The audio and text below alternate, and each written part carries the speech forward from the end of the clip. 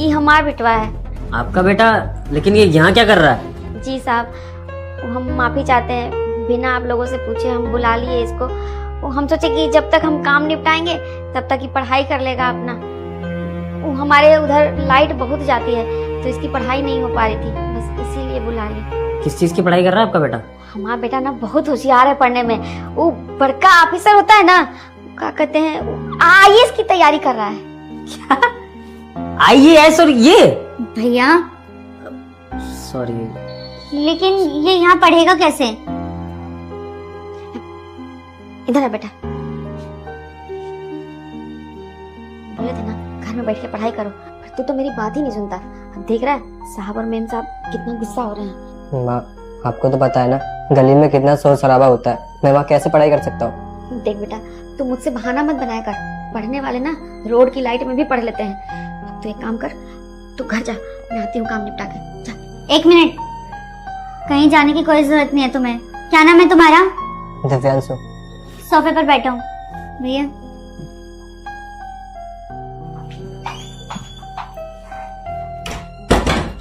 दिव्यांशु, मैं ये कह रही थी कि आज के बाद तुम नीचे बैठकर नहीं बल्कि सोफे पर बैठकर पढ़ाई करोगे।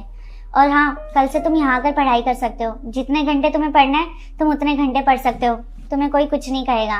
और तुम्हें प्रिपरेशन करने में कोई दिक्कत तो नहीं आ रही है ना? वो बस दीदी 2 विषय में समस्या है। अच्छा ठीक है, 1 मिनट रुको।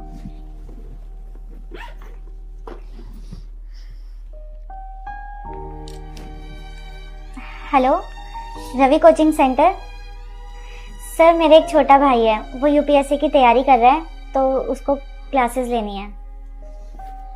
ठीक है सर, मैं उसको कल से भेज दूंगी। Thank you sir.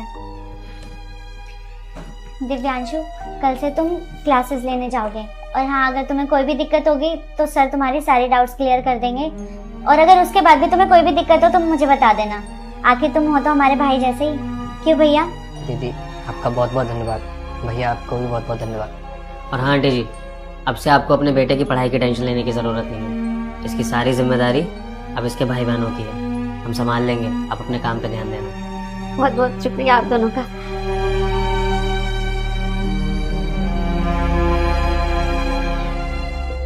मेम साहब, साहब ये लो मुंह मीठा करो। मिठाई किस लिए आंटी? वो हमारा बेटा ना IAS का परीक्षा पास कर गया है। क्या? सच में? अरे वाह, ये तो बहुत ही अच्छी बात है। मुबारक हो आंटी जी। ये सब आप दोनों की वजह से है।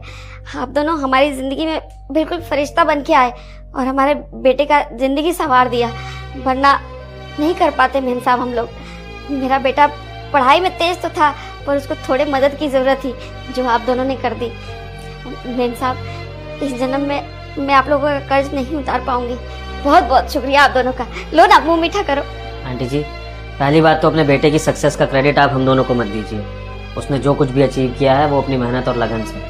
और रही बात हमारी, तो हमने तो बस थोड़ा सा सपोर्ट किया है, जो कि हमारा फर्ज बनता है। आफ्टर ऑल आप लोग भी तो हमारे फैमिली मेंबर जैसे ही हो ना। मुंह तो मीठा करेंगे आंटी जी, लेकिन अभी नहीं, शाम को। और हमारे साथ साथ आप भी करोगे, क्योंकि आज मैंने छोटी सी पार्टी रखी है। जी मेम साहब, हम जरूर आएंगे और अपने बेटा को भी लेकर आएंगे।